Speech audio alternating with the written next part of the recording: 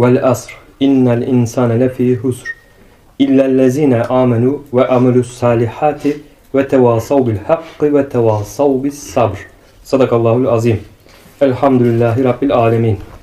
Evet, Fütuhat-ı Mekke'nin 3. cildinden sayfa 27'den kaldığımız yerden devam ediyoruz.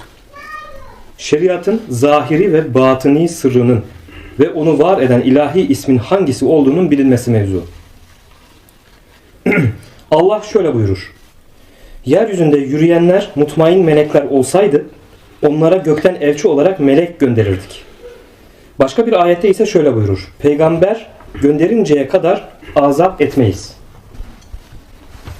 Bilmelisin ki ilahi isimler hakikatlerin verisi olan hal dilidir. İlahi isimler hakikatlerin verisi olan hal dilidir. Duyacağın şeye aklını ver. İsimler nedeniyle ortada bir çokluk bulunduğunu veya isimlerdeki birliğin vücudu bir toplam olduğunu sanma. Böyle bir zanna kapılma diyor. Bu bölümde akledilir hakikatlerin sıralanışını zikredeceğim. Onlar dıştaki varlıkları bakımından değil, nispetler bakımından çoktur. Çünkü Hakk'ın zatı, zat olmak bakımından tektir. Bu mevzuyu ilk sohbetimizde, birinci yaptığımız tasavvuftaki temel kavramlar adlı sohbetimizde çok detaylıca anlatmıştık bu teklik mevzusunu. Kendi varlığımız, yoksunluğumuz ve mümkün varlık oluşumuzdan kendisine dayanacağımız bir tercih edicinin gerektiğini biliyoruz. Bunun yanı sıra varlığımız kendisine dayandığımız şeyden farklı nispetler talep etmek zorundadır. Şari o nispetleri güzel isimler diye ifade etti. Böylelikle Şari Teala ilahi varlığın zorunluluğu mertebesinde konuşan mütekellim olması bakımından kendisini bu isimlerle isimlendirdi. O mertebeye başkasının ortak olması mümkün değildir. Çünkü o tek ilahtır. Ondan başka ilah yoktur. Konu başındaki bu saptama, tesir ve mümkün alemdeki tercihli ilgili açıklamalardan sonra derim ki, isimler isimlenenin mertebesinde toplanıp hakikat ve anlamlarına baktı. Böylelikle kendi ürünleriyle varlıkları birbirinden ayrışsın diye hükümlerinin gözükmesini istemişlerdir. Şimdi Muhittin İbn Arabi Hazretleri burada Allahu Teala'nın zati varlığından sonra alemi halk etmesini murad etmesiyle alemi nasıl halk ettiğini detayıyla anlatacak şimdi burada. Alemi nasıl halk etti? Burada tabii bu anda olan şeyler. Fakat bunu belli bir merhalede mertebe izah edecek. Önce isimlerinin varoluşu, esmaların varoluşu, daha sonra mümkün varlıkların varoluşunu kademe kademe ne cihetten oldu, nasıl oldu, birbirleriyle ilintileri neler bunları izah ediyor. Çünkü yaratan ki o takdir edendir, bilen, yöneten, ayrıştıran, var eden, suret veren, rızıklandıran, canlandıran, öldüren, varis eden, şükredilen, kısaca bütün ilahi isimler kendi zatlarına bakmış ve yaratılan, yönetilen, ayrıştırılan, rızıklanan kimseleri görememiş. Bunun üzerine şöyle demişlerdir. İsimler yaratıldı. Allahu Teala ilk önce kendi isimlerini halk etti. Sonra bu isimler şeyleri göremedi. Yaratılanı, yönetileni, rızıklananı bir varlık göremeyince şöyle demişlerdir. Hükümlerimizin kendilerinde ortaya çıkıp otoritemizin görünmesini sağlayacak dış varlıklar var oluncaya kadar nasıl etkin olabiliriz ki? Böylece dış varlığı zuhur edince alemin kimi hakikatlerinin kendilerini talep ettiği ilahi isimler El-Bari ismine yönelmiş ve şöyle demişlerdir. Umulur ki hükümlerimizin ortaya çıkması ve otoritemizin gerçekleşmesi için bu dış varlıkları yaratırsın. Allahu Teala'nın El-Bari ismine gidip diyorlar ki bizdeki bu özelliklerin açığa çıkması için, çünkü mesela Hay ismi hayat verendir. Hayat verecek bir varlık olması lazım ki gereğini yapsın, açığa çıkarsın. Mumit ismi öldüren, öldürülecek bir varlık olması lazım ki onu öldürebilsin. Bunun olması için ne yapıyorlar? İlk önce Bari ismine gidiyorlar. Diyorlar ki umulur ki hükümlerimizin ortaya çıkması ve otoritemizin gerçekleşmesi için bu dış varlıkları yaratırsın. Çünkü bizim bulunduğumuz mertebe bizim tesirimize konu olmaz. Bunun üzerine El-Bari şöyle der. Bu talep El-Kadir ismine yönelmelidir. Benden talep ettiğiniz şey Kadir isminin yetki alanına girer. Çünkü ben de onun kapsamı altındayım dedi. Meselenin aslı şuydu. Yokluk halindeki mümkünler, horluk ve muhtaçlık halinin diliyle ilahi isimlerden şunu talep eder ve şöyle derler. Yokluk birbirimizi görmekten ve üzerimizde bulunan size ait zorunlu hakları almaktan körletti.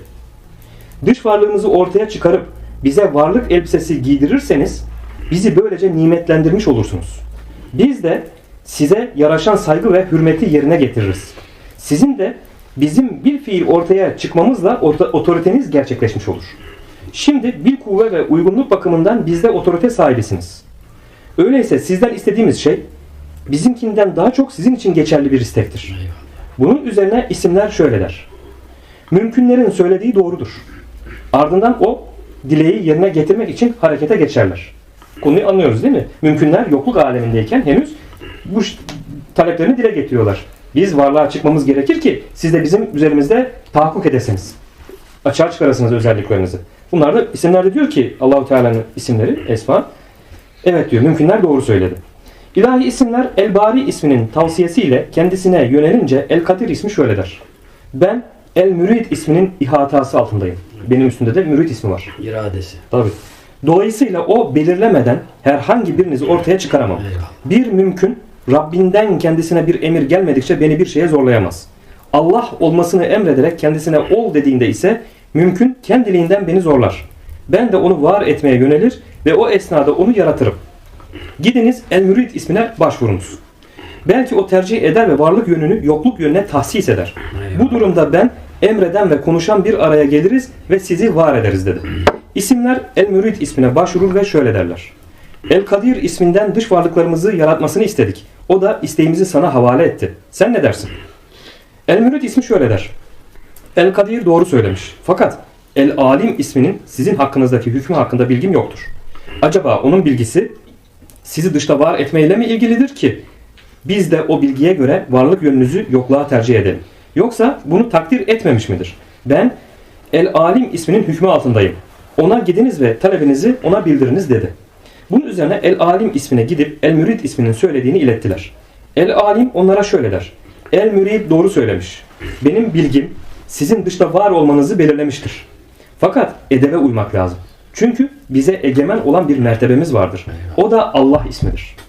Dolayısıyla onun katında toplanmanız gerekir. Çünkü orası toplanma mertebesidir. Cem mertebesi. Böylece bütün ilahi isimler Allah mertebesinde toplanır. Allah ismi şöyle der. Nedir bu haliniz? Onlar bu durumu Allah ismine bildirir. Allah ismi ise onlara şöyle der. Ben hepinizin hakikatlerini bir arada bulunduran bir isim olduğum gibi isimlenene de delil olan benim. İsimlenen ise kemal ve tenzih niteliklerine sahip olan mukaddes zattır. Ben delili olduğum mukaddes zatın huzuruna girinceye kadar bekleyiniz. Ardından delili olduğu zatın huzuruna girer ve mümkünlerin söyleyip isimlerin hakkında konuştukları şeyi bildirir. Bunun üzerine mukaddes zat şöyle der. Zat olması itibariyle Allah-u Teala şöyle diyor. Çık ve her bir isme şunu söyle. Bunu Allah ismine söylüyor. Çık ve her bir isme şunu söyle. Her isim hakikatinin mümkünlerde gerektirdiği şeyle ilgilenebilir. Ona yönelebilir. Ben kendim bakımından özü gereği birim. Mümkünler mutlaklığın bakımından beni değil, sadece benim mertebemi talep ettiği gibi onları talep eden de ben değil, benim mertebemdir. Bakın ne güzel çok izah ediyor. acayip bir şey yani. İşte ilahi müthiş diyor. İlahi isimler bana değil, mertebeye aittir. Bir tek El-Vahid bir ismi bunun dışındadır. El-Varid bir ismi bunun dışındadır. El-Vahid sadece bana aittir. Ne bir isim, ne bir mertebe, ne de bir mümkün hiçbir bakımdan o ismin hakikatinde bana ortak olamaz. Allah ismi yanında söylediklerini mümkünlere aktaran El-Mütekellim yani söyleyen, konuşan ismi olduğu halde mukaddes zatın yanından çıkmış ve isimlendirilen zatın söylediğini onlara bildirmiş. Ardından El-Alim, El-Mürid, El-Kail, El-Kadir isimleri Allah isminin emrini yerine getirmek için harekete geçmiştir. Böylece ilk mümkün El-Mürid isminin belirlemesi ve El-Alim isminin hükmü ile ortaya çıktı. Varlıklar ve ilahi isimlerin eserleri dışta ortaya çıkmış. Felemma. Ardından dayandıkları isimlerin gücüne göre birbirlerine musallat olmaya ve bir kısmı diğerlerini ezmeye başlamış. Bakın burada şimdi isimler ortaya çıktı fakat her biri kendi hükmünü icra etmek isteyince bir kaos, karmaşa oldu diyor. Bu durum bir çatışma ve tartışma yol açınca şöyle demişler bu sefer. Biz bilfiil varlığımızı mümkün kılan düzenimizin bozulup daha önce bulunduğumuz yokluğa düşmekten endişe etmekteyiz. Böylece mümkünler El-Alim ve El-Müdebbir isimlerinin kendilerine aktardığı bilgiyle dayandıkları isimleri uyarmış ve şöyle demişler. Siz ey isimler, hakkımızdaki hükmünüz kendisine dayandığınız bir önder isim sayesinde belli bir ölçüt ve hükümlerinizin girişikliğini engelleyecek belirlenmiş bir sınır olsaydı hem bizim hem de sizin için daha uygun olurdu. Bir kaos var. Her isim kendi hükmünü icra etmek istiyor. Birbirinin başkanlığında bu olsaydı, bir düzenleyici olsaydı diyor. Söz konusu önder, çatışmayla tehlikeye giren bizim varlığımızı koruyacağı gibi sizin de üzerimizdeki etkilerinizin sürekliliğini sağlayabilir. Allah ismine başvurun. Belki size katında duracağınız sınır çizecek birini takdim eder dediler. Yoksa biz yok oluruz, siz de işlevsiz kalırsınız. Tabii mümkünler yok olursa o isimler mümkün olmayınca neyin üzerinde icra edecekler? Hakikatlerini çıkaracaklar. Zıtlar birbirini götürücü. Ne Tabii olacak? ki. Mümkünler bunu söyleyince isimler karşılık vermiş. Çok doğru bir fikir. Hepimizin yararı buna bağlı. Bu işi ancak o halleder. El-Müdebbir ismine başvururlar. O da şöyle der. Bu işi ben hallederim. El-Müdebbir ismi Allah mertebesine girmiş ve Hakk'ın emriyle Er-Rab ismine çıkıp şöyle demiş. Allah mertebesinden görüşmesini tamamlayınca geliyor Er-Rab ismine şöyle diyor. Mümkünlerin dış varlıklarının sürekliliğini sağlamada maslahatın gereğini yerine getir. Bu görev kime veriliyor? Bu düzenleme Rab ismine. Terbiyecilik. Er-Rab ismi de yapması emredilmiş işte kendisine yardım edecek 2 tane vezir edinir. Birincisi El-Müdebbir, diğeri ise El-Mufassıl ismidir. Allah şöyle buyurur ayette. İşi yönetir yani tedbir eder. Ayetlerini ayrıştırır yani tafsil eder. Umulur ki Rabbinize kavuşmaya inanırsınız. Ayette böyle geçer diyor.